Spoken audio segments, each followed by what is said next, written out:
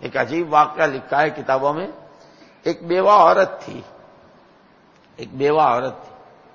اس کے 2 بچے تھے، یتیم تھے.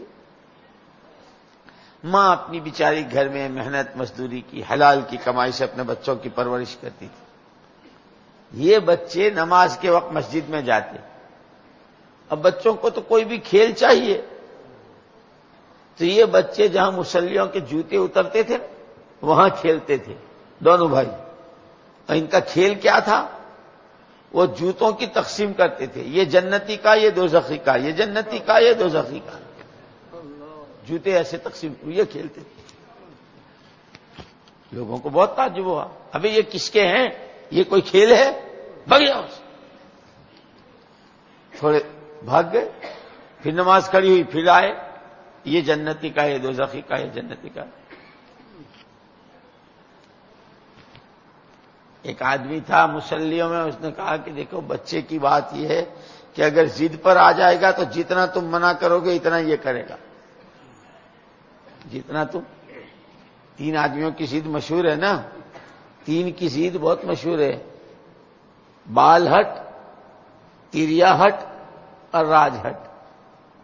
یہ 3 ہٹیں اور 3 ضدیں بہت مشہور ہے، یاد رکھنا. بال ہٹ بچے کی ضد، تیریا ہٹ عورت کی ضد، اور راج ہٹ حکومت کی ضد. حکومت اگر ضد پر آ جائے، نہیں، مائی آرڈر، مائی شپ، مائی آرڈر. ایسے عورت اگر ضد پر آ جائے اور ایسے بچہ ضد پر آ جائے.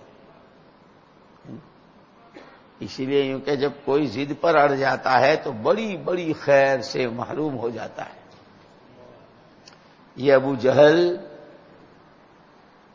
ابو لہب، عتبہ، شیبہ، یہ سب اپنی ضد میں مارے گئے. اخنس ابن شریق منافقین کا سردار تھا ایک، اخنس ابن شریق. یہ ابو جہل، ابو لہب وغیرہ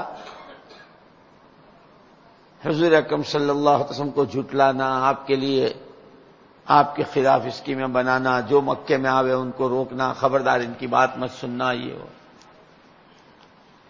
لیکن حق جو ہے نا، حق الحق یعلو ولا یعلا، حق بلند ہی ہو کے رہتا ہے، چھپتا نہیں. حضور اکرم صلی اللہ علیہ وسلم جب قرآن پڑھتے تھے تو دل کھینچتے تھے. تو یہ ابو جہل، ابو سفیان اور یہ سب چپکے سے اندھیرے میں جاتے اور کسی دیوار کی آڑ میں کھڑے ہو کر رات بھر قرآن سنتے. جب اجالا ہو جاتا تو بھاگ آتے جلدی سے، کوئی دیکھ نہ لے. ایک دن راستے میں مل گیا اخنس ابن شریق. کہاں گئے تھے؟ نہیں، وہ آدمی کے پاس جب جواب نہیں ہوتا تو آیا کرتا ہے، یاد رکھنا. ابھی تشکیل میں ایسا ہوگا، یاد رکھنا.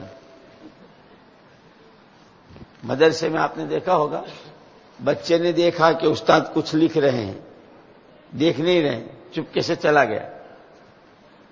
اب جب آیا تو دیکھا، کہاں گیا تو وہ استاد سمجھ گیا کہ یہ کوئی جواب بنا رہا ہے.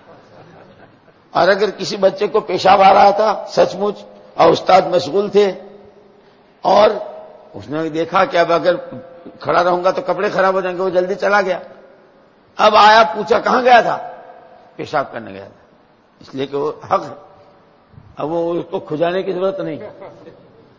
4 مہینے کے نام لکھو.